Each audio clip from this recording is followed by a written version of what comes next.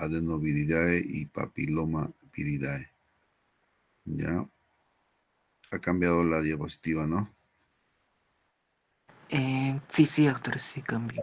Ya, muy bien. Entonces, de acuerdo a la historia de lo que viene a ser el descubrimiento de el adenovirus, que corresponde a una familia grande, Adenoviridae, cuando trata de Rowe en el año 53 y sus colaboradores aislaron un nuevo agente citopático de muestras quirúrgicas de adenoides humanas, ya que en el cultivo de tejidos mostraban daños citopáticos espontáneos.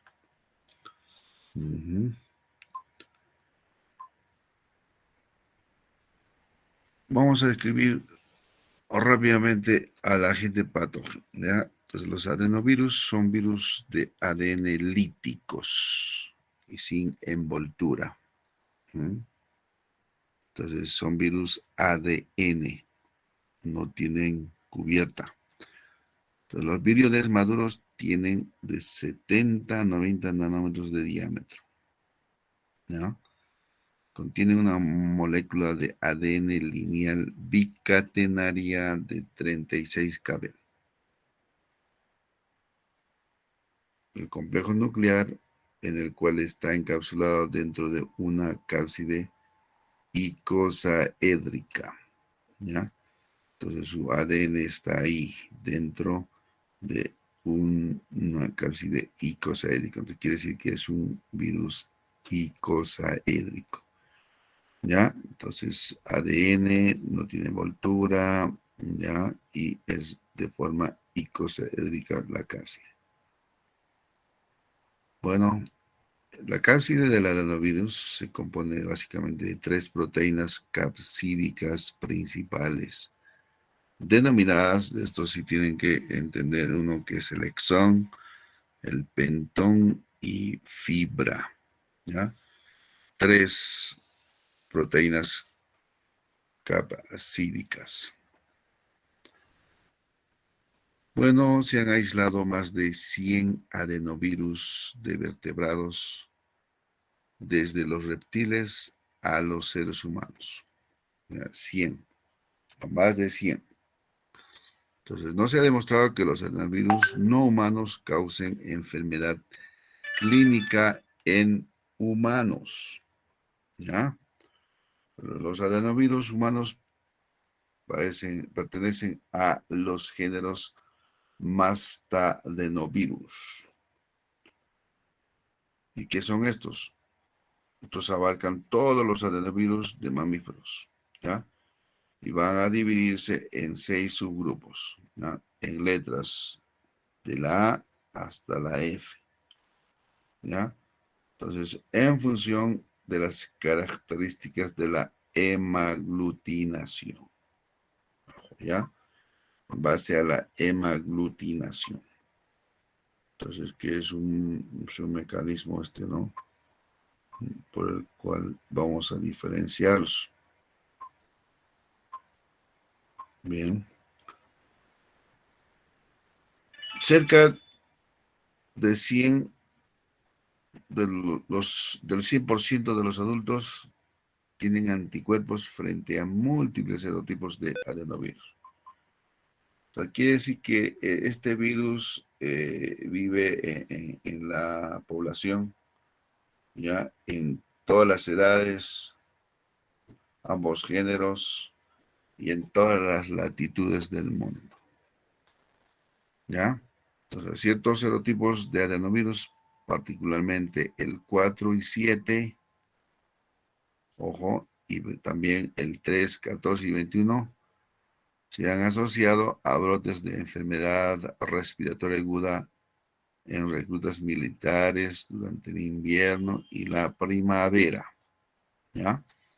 Entonces, ¿qué quiere decir? Que este adenovirus está presente en grupos de hacinamiento, donde están más gente que viven próximo, ¿no? En cuanto a las habitaciones donde pasan las horas del día. ¿ya? Entonces, estos serotipos que ya está estudiado, solo han estudiado de acuerdo a su genoma y al laboratorio, y han identificado los serotipos, ¿ya? Bueno, ¿cómo se transmite este virus? Es por difusión respiratoria o fecal oral, ¿ya? Era respiratoria o fecal oral. ¿Y qué manifestaciones clínicas tiene el virus? ¿Ya? La mayor parte está relacionada con las infecciones respiratorias, ¿ya? Ustedes van a ver que en la comunidad ya encuentran ya pacientes con fiebre, faringitis y tos, ¿ya? Fiebre, faringitis y tos. Entonces, el paciente, cuando se le atiende en consultorio externo, se le toma la temperatura, va a estar en 38,5, por encima de 38,3. Los niños pueden llegar a tener mucho más de eso, 39 grados centígrados, y presentan tos. La tos, obviamente, en pacientes no es húmeda, ¿no?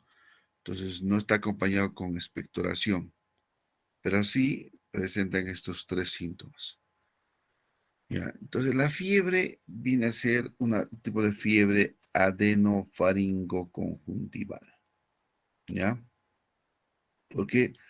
Porque a este nivel está el compromiso, ¿no? Y que va a dar síntomas.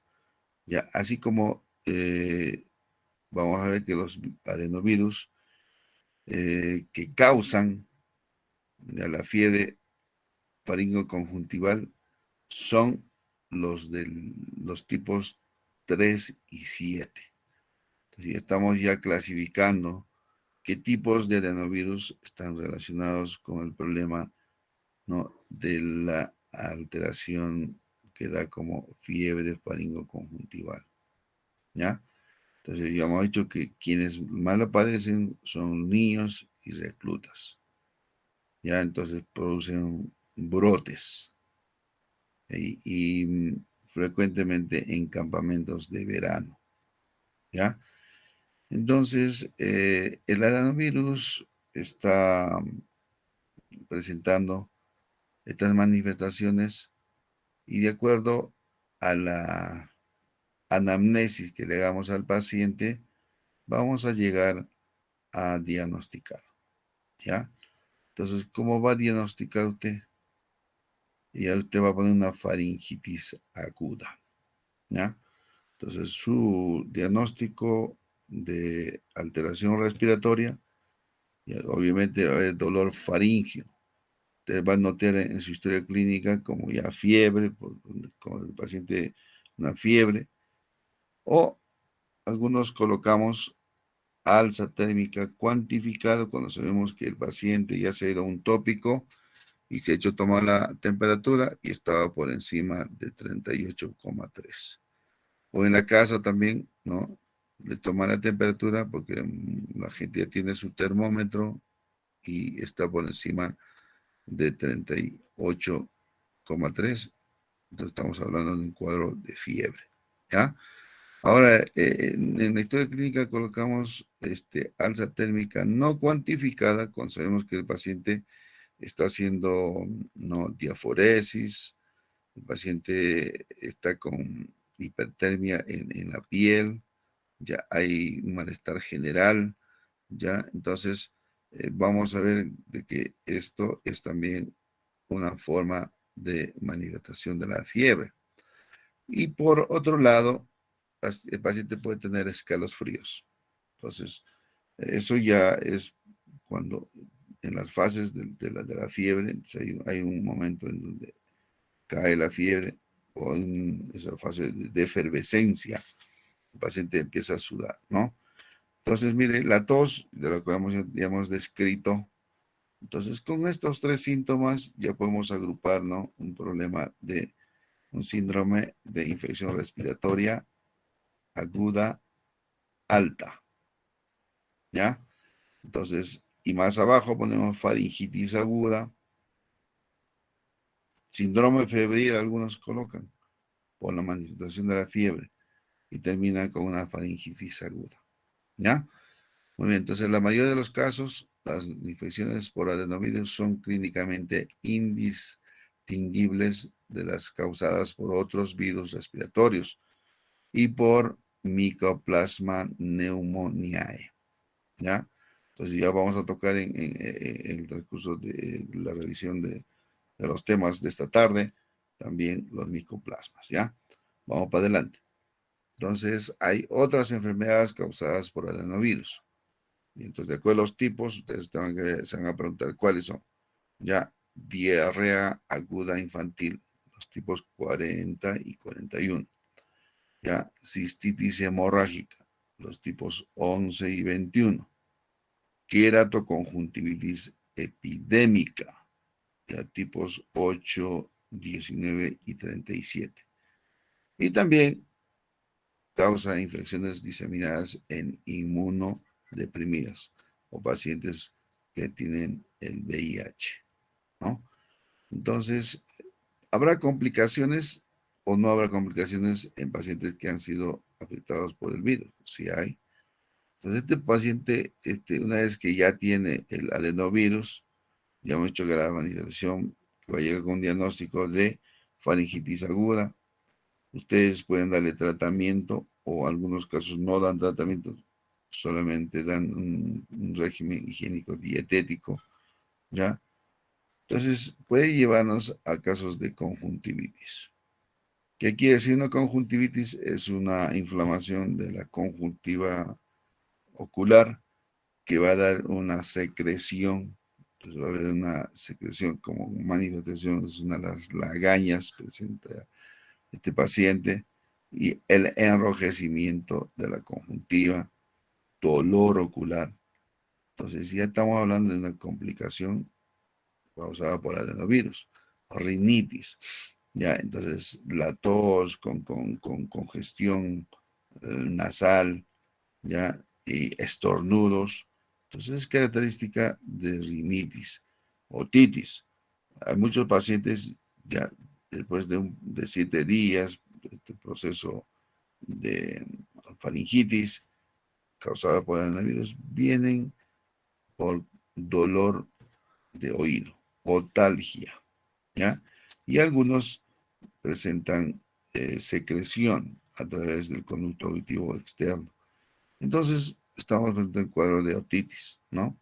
La laringitis son manifestaciones que van a haber un cambio de voz, ¿no? La voz ronca, con disfonía, entonces dolor también, ¿ya? Y algunos se les cierra la articulación, no pueden hacer uso de la laringe para poder hablar, entonces esa disfonía vamos a llegar a una afonía, ¿ya? Entonces el paciente está con un cuadro de laringitis. Y más grave podemos tener pacientes que hagan neumonitis, o sea, una inflamación a nivel del parénquima pulmonar con compromiso de los alvéolos, ¿no? Entonces debemos dedicarnos a poder, digamos, evitar que estos pacientes con cuadro respiratorio alto causado por adenovirus lleguen a estas complicaciones dando un tratamiento adecuado. ¿Ya? Muy bien, el tratamiento es sintomático en cada caso. Quiere decir que no hay un tratamiento específico. Si uno lo trata a este paciente con antibióticos, lo trato con antivirales, ¿no? Entonces, de acuerdo al caso. Por ejemplo, si es una faringitis, tenemos que darle analgésicos. Entonces, le estamos recomendando desde el paracetamol, que se ha convertido en un arma importante para poder contrarrestar los problemas de dolor faringio y es benigno. O sea, el paracetamol de 500 miligramos cada 8 horas o dale 1 gramo cada 12 horas al paciente. Y si es pediátrico, tenemos que ver las dosis pediátricas. Se da 10 miligramos kilo peso, ¿ya? En la frecuencia 3 veces al día. ¿Ya? Obviamente que el paracetamol en los niños está hecho a base de jarabes y los jarabes contienen 120 miligramos por 5 ml. Y de ahí se hace la dosificación. ¿Ya? Entonces, algunos indican que se puede usar sidofovir, con resultado desigual, ¿no? Entonces, este tema del adenovirus es un problema estacional, vamos a decir, y afecta a todos los grupos etarios, ¿no? Entonces, las afecciones del tracto respiratorio, ocular, del tracto digestivo, genitourinario y hasta compromiso del sistema nervioso central, los podemos no tener por causa del adenovirus, ¿ya?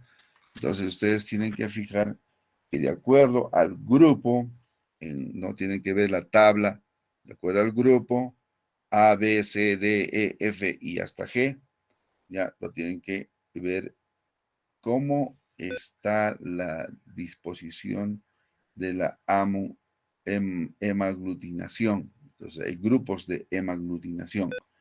Y luego lo relacionan con los tipos, los subtipos que hemos mencionado algunos, de acuerdo a los ejemplos. Ya, por ejemplo, si yo digo, tengo el subtipo 12 y 18 y que va a pertenecer al grupo A, entonces vamos a tener sitios frecuentes de infección. ¿En dónde? En el tracto gastrointestinal y tracto respiratorio, ¿no? Entonces, si yo veo el grupo D, ya, entonces vamos a ver que los grupos de hemaglutinación, ya, van a ser el número 2 en romano. Entonces, la aglutinación completa de eritrocitos. Ya, esto en los ensayos clínicos en animales como la rata lo han ensayado, ¿no? Entonces han encontrado una serie de tipos que están relacionados con este problema, ¿no? Entonces han encontrado sitios frecuentes de infección en los ojos, también el tracto gastrointestinal, ¿ya? Entonces, de los que vamos a ver, los que tienen compromiso en el tracto respiratorio, vamos a ver que vamos a encontrar el adenovirus del grupo A, del grupo B, el grupo C y el grupo E, ¿ya? Entonces, repito, el grupo A, grupo B, grupo C y el grupo E. Entonces, estos eh, adenovirus clasificados en estos grupos son los que van a causar problemas respiratorios, ¿ya? Entonces, alumnos, tienen que ver síndromes clínicos, ¿ya? Los síndromes clínicos. Siempre vamos a hablar en nuestro diario trabajo y de diagnóstico en pacientes buscando síndromes clínicos, ¿ya? Ustedes no van a directamente, esto es un cuadro de laringitis. El paciente ya tiene una disfonía, ¿no? Entonces, pero sí vayan a ver, por ejemplo, la exploración de la faringe. El otro día hemos visto que tienen que hacer apertura de la cavidad oral, ¿no? Tomando un bajalenguas y una iluminación con linterna y ver cómo está la presencia de, pues, lo que ustedes van a ver es, la úvula, tienen el paladar blando, luego van a ver el nicho de las amígdalas, ya, la parte posterior de la lengua. Entonces, toda esa cavidad para atrás proyectado va a encontrar la orofaringe, ¿ya? Entonces vean cómo está, si está enrojecido es una orofaringe eritematosa o enrojecida. Y van a, en algunos pacientes, ver entre lo que es la orofaringe, o sea, problemas de enrojecimiento. Y bien notorio, o sea, el color que puede demarcar la faringe de lo que viene a ser la cavidad bucal. Ya en la parte superior, el velo del paladar, ¿cierto? Blando, separado a los lados, las columnas que forman la parte anterior, las columnas anteriores del nicho de las amígdalas. ¿Ya? Entonces ustedes tienen que hacer una inspección directa para poder ver el compromiso faríngeo. ¿Ya? Entonces, si no hacen esa técnica de exploración, entonces no estamos hablando de que el paciente tenga faringitis o no lo tenga. ¿Ya? Muy bien, entonces el compromiso del tracto respiratorio alto hasta poder ver que no hay una alteración de tipo neumonitis, ¿no? Bueno, vamos a ver ahora el siguiente tema. Mucho se ha hablado del papiloma viridae hoy por hoy en el género femenino, ¿no? Entonces, el género femenino obviamente está relacionado con el papiloma virus porque va a producir un problema oncológico, ¿no? Entonces, de eso es importante saber esta familia, ¿no? Del papiloma viridae. En este grupo se conocen más de 100 tipos diferentes, o están asociadas con distintas manifestaciones clínicas. Los papilomavirus humanos son causantes de ¿qué? Neoplasias nasales. ¿Y qué tipo? El 57. ¿Ah? Producen verrugas plantares. El papilomavirus humano 1. ¿Ya? Produce condilomas acuminados. Los tipos 6 y 11. Es una de las infecciones de transmisión sexual más frecuente. ¿Ya? Los condilomas a nivel de los genitales, ¿no? Y el cáncer de cervix y anal, ¿no? ¿Cuáles son los tipos que están relacionados? El tipo 16 y 18, ¿no? Entonces estos puedan producir displasia cervical y carcinoma de cervix invasivo. Ojo. Entonces, por eso es importante el estudio de esta familia, el papiloma viridae. ¿Ya? Bueno, más del 95% de los carcinomas de cervix contienen ADN del virus papiloma humano, oncogénicos, de alto riesgo. ¿Y cuáles son esos tipos? El 16, 18, ampliando al 31, 33 y 45. ¿Ya? Entonces tienen un periodo de incubación medio que está entre 3 a 4 meses. Podemos hablar de un mes hasta 2 años. Ahora, ¿qué tipo de epitelio, ¿no? Está más afín al papilomavirus? ¿Ya? El tipo de epitelio en que se produce la replicación y ensamblaje del virus, ¿no? El papiloma humano, es el epitelio escamoso. Ojo, es el epitelio escamoso. ¿Ya? Entonces, puede haber manifestaciones clínicas como todo cuadro nosológico, ¿sí? Entonces, es como decir asintomática, subclínica, displásica o aparición de carcinomas. O sea, el tiempo que hemos dicho de 2 años o de un mes hasta 2 años, el paciente no puede presentar síntomas. O es subclínica cuando el periodo es de 3 meses, ¿no? O intervalos.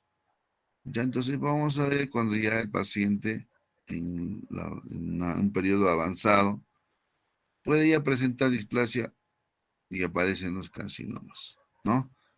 Entonces tenemos que ir haciendo una vigilancia epidemiológica. ¿En quiénes? En el género femenino, en la mujer, ¿no? Y en estado de etapa fértil, ¿no? Cuando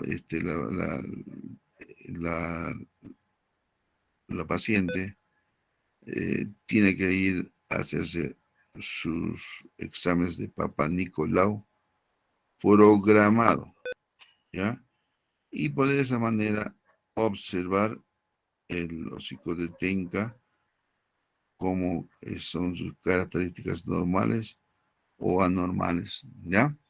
Muy bien. Entonces, podemos también encontrar dentro de las causas y manifestación clínica hecha por papilomavirus, las verrugas vulgares, ¿ya? Entonces, esas verrugas pueden estar localizadas en la cara, en el cuello, ¿ya? Y las manos, ¿no? Sobre todo en la infancia, ¿ya? Entonces, estas verrugas vulgares dan un aspecto malo si los niños los tienen a nivel de las manos, ¿ya? Y esa forma de verrugas va a ser motivo de consulta, ¿ya? Para que el paciente tenga una cita en consultorio externo, ¿no? Entonces, las verrugas anogenitales, llamadas también condilomas acuminados, ya hemos hablado que es de transmisión sexual. Ojo, todas estas verrugas están localizadas en la mujer a nivel de lo que es la vulva, ¿no? Entonces, se puede observar ya estos condilomas. Como también epidermodisplasias verruciforme. Esto viene a ser un trastorno autosómico recesivo caracterizado por incapacidad para controlar la infección por el virus papiloma humano. Displasia cervical, carcinoma de cervix. ¿Ya? Entonces, vamos viendo el diagnóstico. El diagnóstico de las verrugas y condilomas se hacen clínicamente y son fáciles. ¿Ya? Es observar, diferenciar de otras lesiones térmicas. Entonces, demostración de la presencia del ADN del virus por PCR, si es que se usa el laboratorio. Entonces, en el examen microscópico de las lesiones por el virus del papiloma humano, aparecen unas células con características denominadas coilocitos. Ojo, presencia de coilocitos. Y si tenemos esto, estamos frente a un cuadro de papiloma humano, el virus que causa esta enfermedad, ¿no? Muy bien, entonces, ahora, en cuanto al tratamiento, lo que hemos visto en las verrugas vulgares en los niños, que sobre todo lo tienen en las manos, se tiene que hacer por esta técnica, crioterapia, que quiere decir que se usa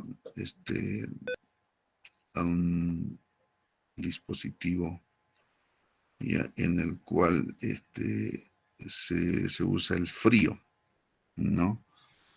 Para poder quemar las verrugas, ya donde estén localizados en las falanges, dorso de la mano, ya, y se hace el tratamiento y no revierte en muchos de los casos, ¿no?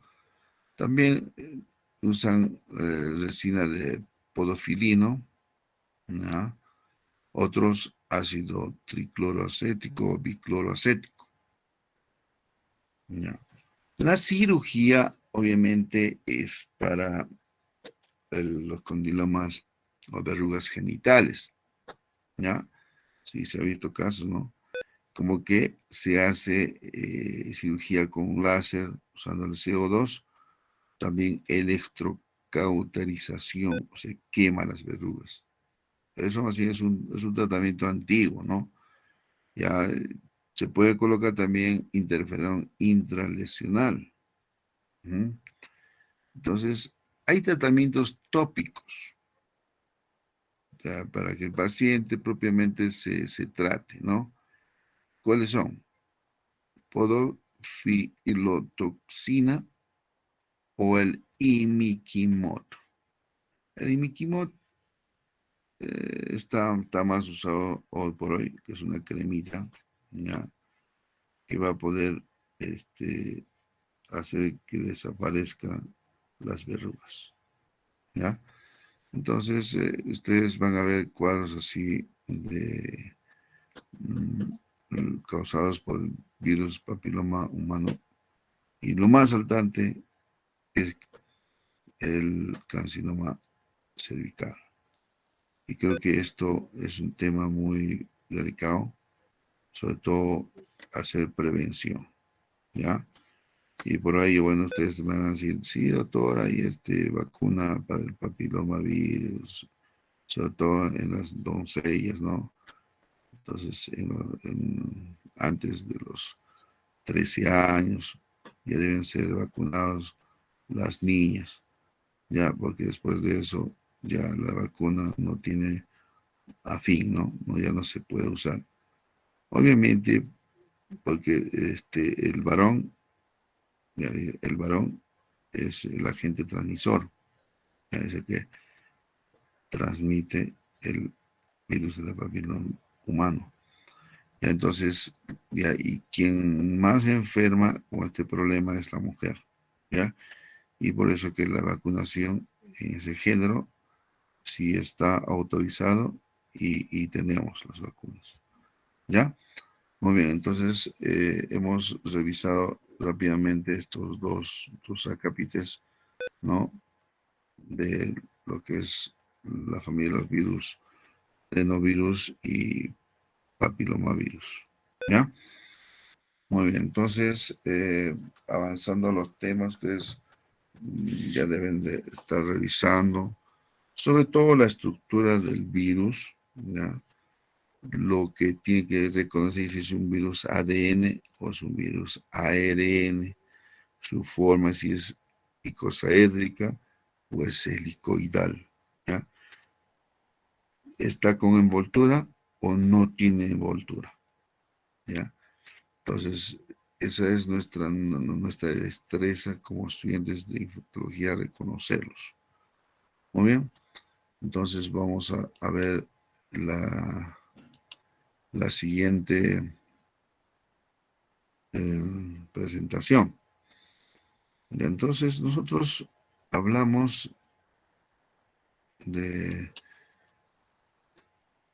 de lo que vienen a ser las infecciones respiratorias, ¿no? Entonces, en este tema vamos a tocar enfermedades causadas por clamidias, micoplasmas, ¿ya? Entonces, las clamidias y micoplasmas, a ver, ahora están viendo la diapositiva. Entonces, vamos a hablar de este grupo de microorganismos, los cuales dentro de sus características ya están bien estudiadas, ¿no? Sobre todo acompañan a las infecciones respiratorias causadas por bacterias, ¿ya? Entonces, es un porcentaje mínimo como el 10% que son responsables, ¿no? Como agente etiológico de las neumonías. Y por eso tiene importancia ya en la epidemiología. Todos los micoplasmas pertenecen a la clase Molicutes. Entonces, molicutis o piel blanda, así le llamo. Molicutis se encuentran ampliamente distribuidas en la naturaleza y pueden aislarse en el ser humano, en otros mamíferos, en diversos vertebrados y artrópodos, y así como en las plantas. Entonces, los molicutis se dividen en 4 órdenes: micoplasmatales, entomoplasmatales, acoleplasmatales y anaeroplasmatales. A los de mayor interés en patología humana pertenecen al orden de los micoplasmatales y a la familia Mycoplasmataceae. ¿Ya? Esta se agrupa en 2 géneros. Uno que se llama el micoplasma, 130 especies, y por otro lado, ureaplasma con 7 especies. El micoplasma afecta vía respiratoria y el ureaplasma tracto urinario, ya para orientarnos de la mejor forma. ¿Ya? Entonces, los micoplasmas son las bacterias de menor tamaño y con vida autónoma. Carecen de pared celular, no tienen. ¿Ya? Por eso que los antibióticos, por ejemplo, las cefalosporinas, la penicilina, no va a tener efectividad como tratamiento en estos microorganismos, sobre estos microorganismos. ¿Ya? Son difíciles de cultivar y poseen estructuras especialmente para adherirse a las células epiteliales. Entonces, dentro de su estructura, ¿qué poseen? Adhesinas. ¿Ya? Entonces vamos a ver que la ausencia de la pared celular es la que hace que sean muy pleomórficos. ¿Qué quiere decir? Cambian de forma. Entonces, la que les confiere resistencia a los antibióticos beta-lactámicos y la que impide su coloración con la tinción de Gram. Entonces no podemos decir que estos son Gram negativos o Gram positivos. ¿Ya? Entonces actúan como parásitos intracelulares de células y tejidos. ¿Ya? Viven dentro de la célula. ¿Ya? Algunas especies pueden penetrar en las células, eso es lo que motivaría su resistencia a anticuerpos y antibióticos, así como su tendencia a la cronicidad. Entonces, estos pacientes cuando ya están infectados por micoplasma, ya pueden estar, ¿no?, mucho tiempo con el cuadro. ¿Ya? ¿Por qué? Porque estos microorganismos viven dentro de la célula. ¿Ya? Entonces, su inmunidad propia del paciente no los neutraliza. ¿Ya? Entonces llegan a ser crónicos. Entonces, la única protección externa es su membrana citoplásmica. No posee un gran número de lipoproteínas muy antigénicas y que son reconocidas por las células inmunitarias. La mayoría de las especies de micoplasma y uroplasmas no son patógenas, porque son saprófitas de las mucosas, de los aparatos respiratorio o genitourinario. Ojo, entonces cuando hablamos de micoplasma, no estamos hablando del tubo digestivo, del tejido cerebral o renal. Estamos hablando de qué? Del tejido respiratorio y genitourinario, ya respectivamente. Entonces, la especie de mayor interés clínico es el Mycoplasma pneumoniae. Causa diferentes tipos de infecciones de las vías respiratorias superiores e inferiores. Entonces, pueden causar una neumonía atípica primaria. ¿Ya? Entonces, el Mycoplasma pneumoniae tiene forma de bacilo de 1 a 2 por 0,1 a 0,2. ¿Ya? Es nanómetros. ¿Ya? Entonces, ustedes van a ver de que son pequeños, ¿no? Bueno, recientemente han adquirido importancia las infecciones genitales por Mycoplasma genitalium. Ya, ya se ha investigado y se ha descrito este microorganismo. Se mantiene la controversia sobre el papel patógeno que pueden desempeñar otros micoplasmas. ¿Ya? Entonces, ahí tenemos Mycoplasma fermentans, que se ha descrito como una causa ocasional de neumonía en niños y de procesos febriles pseudogripales en adultos, especialmente en pacientes inmunocomprometidos o en fase SIDA. Entonces acá hay una tablita en donde tienen que ver las características principales de las infecciones causadas por micoplasma y ureaplasma. Se ve la especie, 4 especies, su transmisión,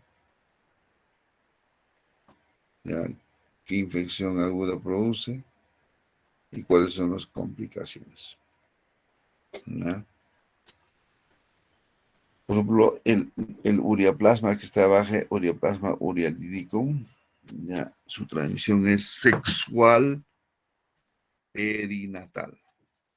Que si es sexual, va a producir uretritis, epididimitis como complicación en el varón. Ya, el micoplasma genitalium de transmisión sexual, como infección aguda, va a producir uretritis, cervicitis, proctitis. Y obviamente cervicitis en una mujer. ¿Ya? ¿Y qué produce? Enfermedad inflamatoria pélvica como complicación. Entonces, este cuadro es común, ¿no?, en mujeres, ¿no?, que tienen problemas de dolor abdominal bajo, en hipogastrio, flancos, ¿ya? Entonces, que andan con una pesadez a nivel de la pelvis, ya pueden hacer cuadro febril, ya están adinámicas, pacientes con baja de apetito, malestar general. Entonces vamos a tener que ver que tienen este microorganismo, ¿no?, que está alterando la parte de los órganos sexuales femeninos, ¿ya? Entonces ahí tiene el problema bien serio, que van a tener que también relacionarse con el útero, las trompas, ¿no? Y por la proximidad causan ese tipo de molestias, ¿no? El micoplasma pneumoniae, de transmisión respiratoria, ¿no?, produce traqueobronquitis, neumonía de la comunidad, ojo, neumonía de la comunidad, y puede llevarnos a complicaciones como meningoencefalitis, ya, carditis y eritema multiforme. Bien, entonces estos son los más frecuentes, ¿no?, problemas en salud. ¿Ya? Por otro lado, el micoplasma hominis, bueno, transmisión sexual, que va a producir vaginosis bacteriana en la mujer.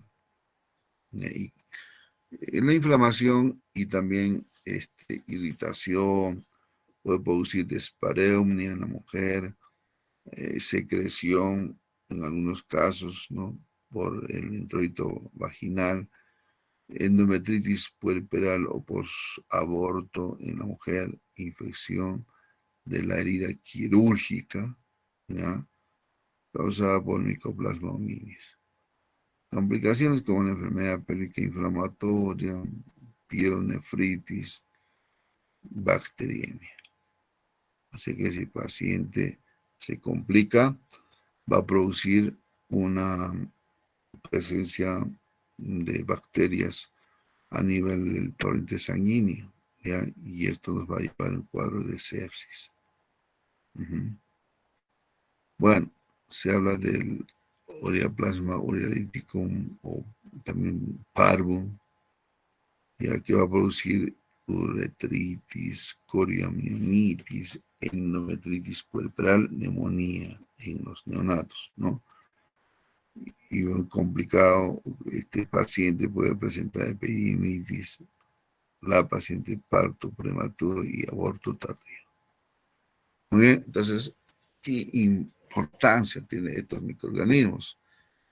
Porque causan problemas serios en la mujer y en el hombre, ¿ya? Entonces, el diagnóstico de los micoplasmas y los ureaplasmas son muy, ¿qué se puede decir? Primero, de su estructura, sensibles al calor y la sequedad, por lo que deben emplearse medios de transporte especiales o conservar las muestras en la nevera hasta su procesamiento. Ustedes van a ver que van a hacer muestras, no, para poder llevarlas al laboratorio. Entonces, tienen que tener una forma de transporte adecuada, ¿ya? Ahora, hay técnicas de las que se menciona, por ejemplo, las técnicas de amplificación de ácidos nucleicos, ya se escribe, ¿no? Como la reacción en cadena de polimerasa y permite detectar a las principales especies patógenas, ¿ya? El micoplasma pneumoniae no pertenece a la flora habitual de las vías respiratorias, pero puede existir estados transitorios de portador asintomático o de persistencia del microorganismo en personas sanas. Ya entonces habla de técnicas de PCR, las técnicas de detección de anticuerpos de IgM. Ya entonces ahora la combinación entre ambas técnicas, PCR y detección de IgM, que es lo más recomendable para su diagnóstico, ¿no? Técnicas de PCR poseen asimismo una elevada especificidad superior a las técnicas serológicas. Eso es cierto.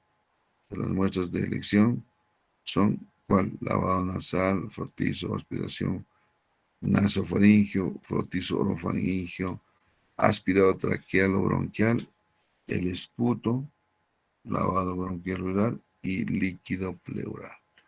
Ya, entonces, estas son las técnicas de ampliación de ácidos nucleicos.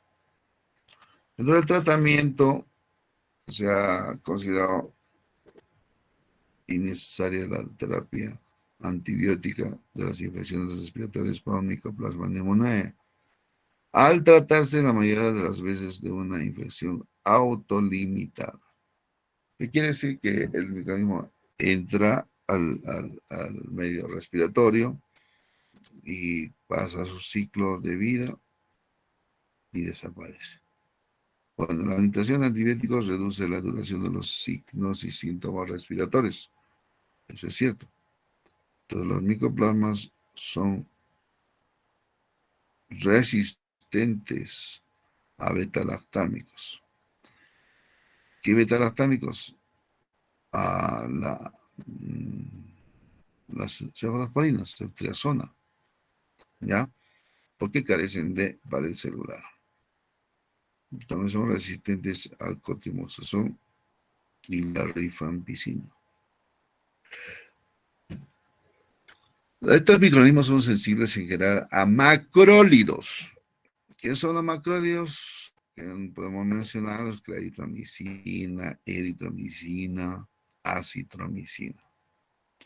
Y si vamos a usar acitromicina, ustedes tienen que darle acitromicina de 500 miligramos el primer día, el segundo día 250 miligramos, pueden darle hasta 3 días.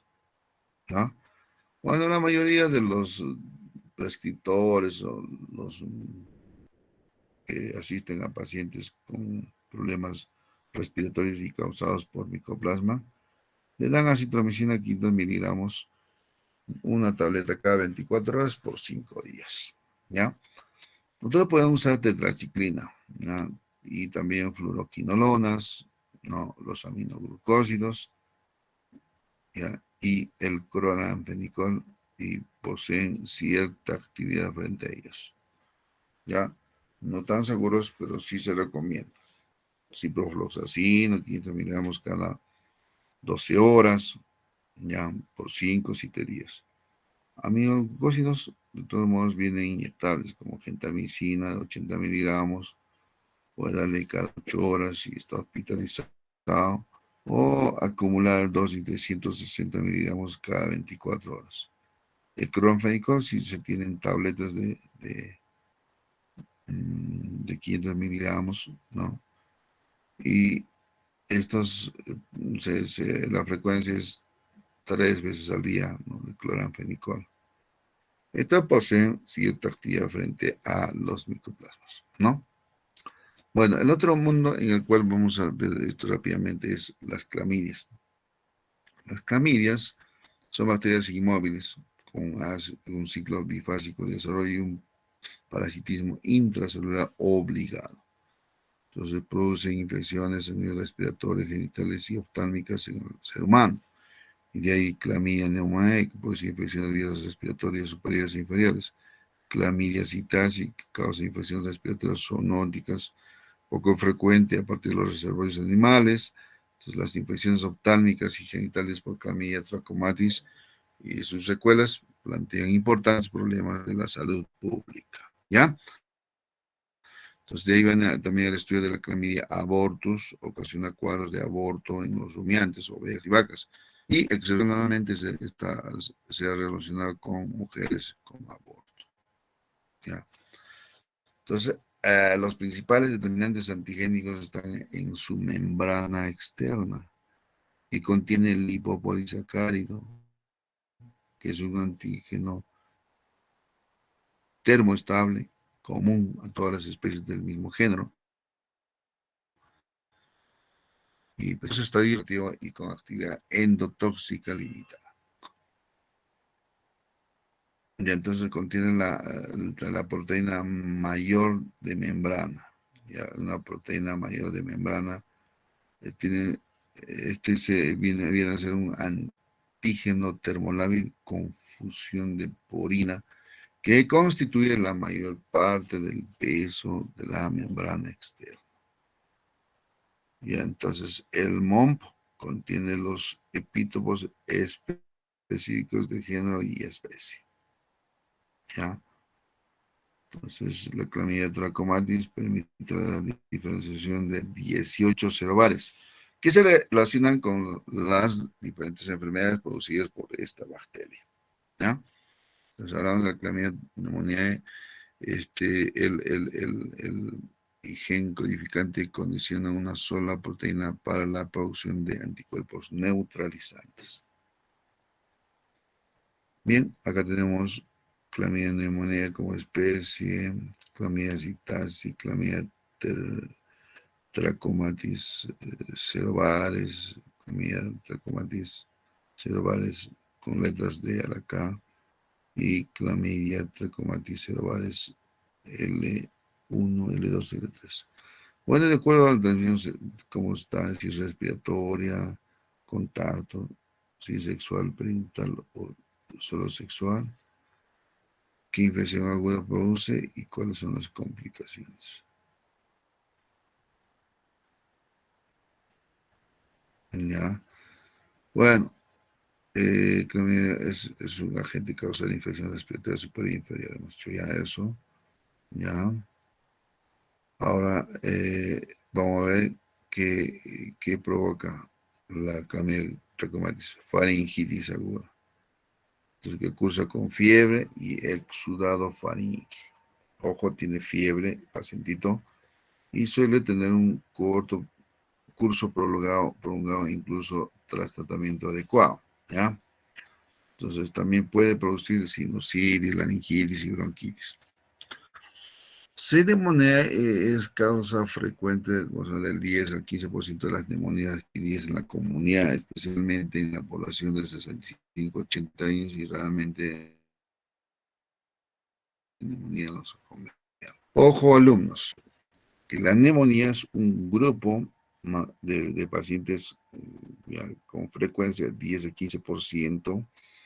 Su agente etiológico es la clamidia neumonía. Ya, entonces hay también varones o personas o individuos mayores, ¿ya? Y en pacientes inmunodeprimidos o con enfermedades subyacentes dan lugar a formas graves, ¿ya?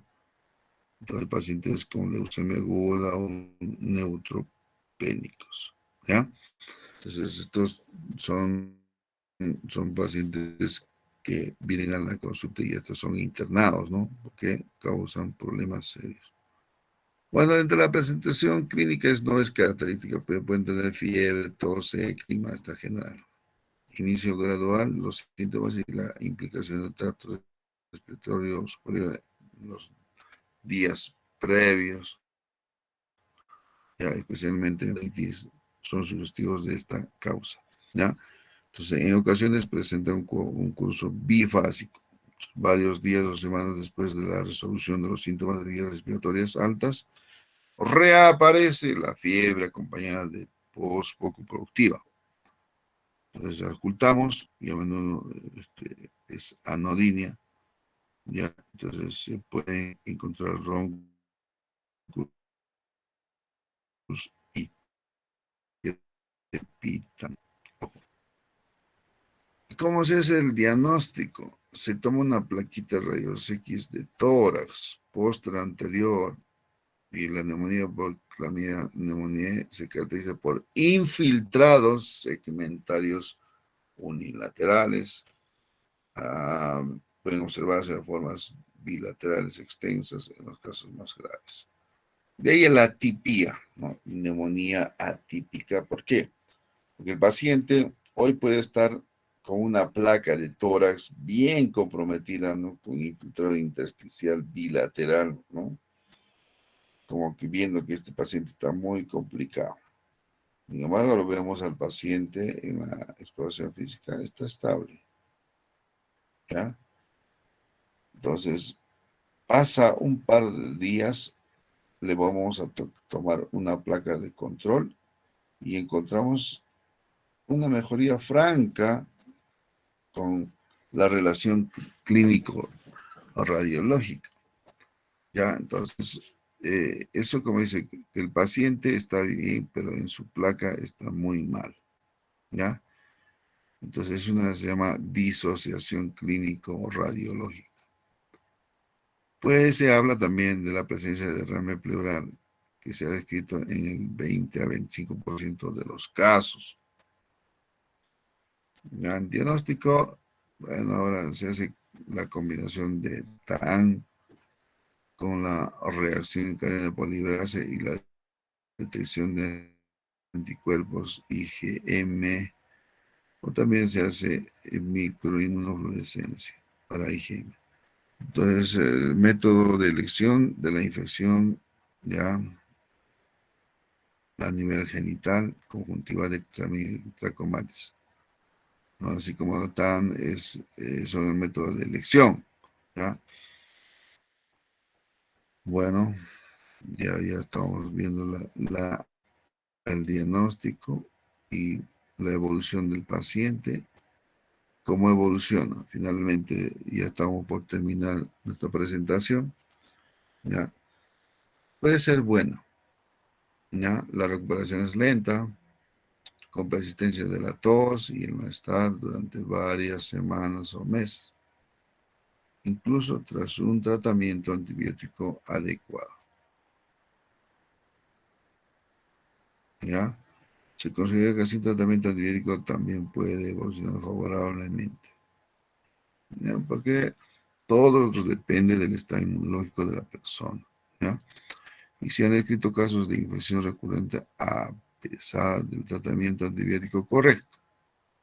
Eso quiere decir que la neumonía puede estar implicada en enfermedades respiratorias crónicas como la exacerbación de la enfermedad pulmonar obstructiva crónica y del asma, ¿ya? Y ocasionar infecciones crónicas caracterizadas por cuadros de tos persistente. Ojo, ¿ya? Entonces, como que dice, una enfermedad pulmonar obstructiva crónica reagudizada por una infección, ¿ya? por una sobreinfección. ¿Sí? En ese caso, los pacientes se internan ya, y se les da un tratamiento antibiótico con qué. También puede ir bien con claritromicina de 500 miligramos cada 12 horas, vía oral por 7 días, mejor, ¿no? Entonces, el tratamiento, bueno, no es necesario en algunos casos porque se autolimita, ya conforme a la revisión del tema. Bueno, jóvenes, ya hemos abarcado el estudio o la revisión de los virus que nos faltaba y el grupo de bacterias como micoplasmas y clamidias. Luego con esto nos despedimos hasta el día de mañana para continuar la revisión de los siguientes temas. Eso es todo. Hasta mañana. Gracias, doctor. Gracias, doctor. Hasta luego, doctor.